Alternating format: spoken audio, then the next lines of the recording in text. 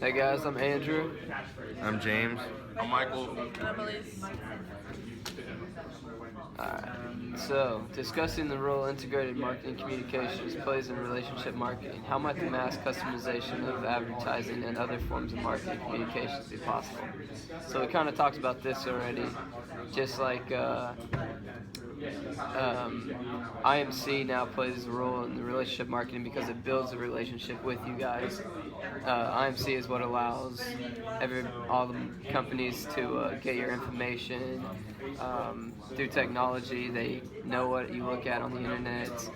They know everything that you search, all the stuff you post on social media, which allows them to kind of personalize the advertisements that you get and that you see when you get them, all that good stuff.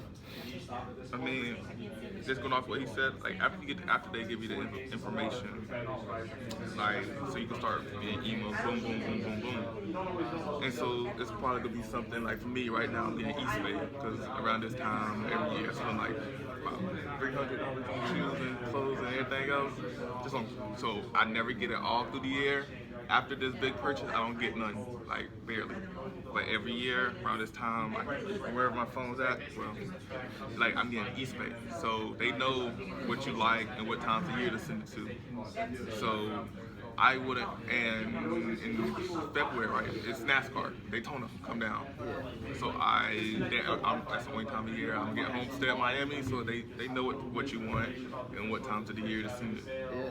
So when you get through East Bay, do you just get like promotions just from East Bay, or do you get promotions from all East Bay's like track stuff? And All East Bay track stuff. Yeah. So they even know that you want track stuff, not even just. No, they just know all like That's crazy. And then if you like subscribe to a different company, so for instance, like a well-known one like American Airlines, like I would get, because I would travel 4 times out of the year, and then a lot of the times it'd be back to Cayman or to Tampa, and they would send you like, oh hey, you have such and such miles to get a free ticket back to Tampa or something like that. Yeah. And like since they have that base and that customer base, which plays into the relationship marketing, it also goes into IMC as well. I get Like you were saying, with 4 companies, this is really good because they're building that customer relationship. They're building pretty much that they're keeping their customers. So if they have the understanding that, okay, around this time you're going to buy this, or you usually buy this, right before you decide to maybe find another company, they might send you something before you go to look into another company, and then you're like, oh, okay, well, I got these deals here, I'm going to stick with them. So it's like they'll keep that same customer for a whole another year maybe, rather than, you know, say I buy, like Mike was saying, say he's going to buy some track shoes before track season. Right before I think, oh, okay, well, let me go search on Nike first. You know, what if East Bay sends me $50 off, you know, $100 purchase or something like that? I'm going to be like, okay, well, I'm going back to East Bay. I'm going to spend money with them. So kind of like I have Amazon Prime, and I think right before like my membership ends and they want me to renew it every year, they'll send me like all the best deals that will attract me. To continue. So I Building that subscribe. incentive. Exactly. I mean, that also goes into number 2, question 2, where like the opportunities and challenges facing marketers with regarding mobile marketing and like the mass customization of advertising and other forms of communications be possible. Oh, sorry, that was question 1. Discuss the various ways marketers might send messages to customers through a mobile phone.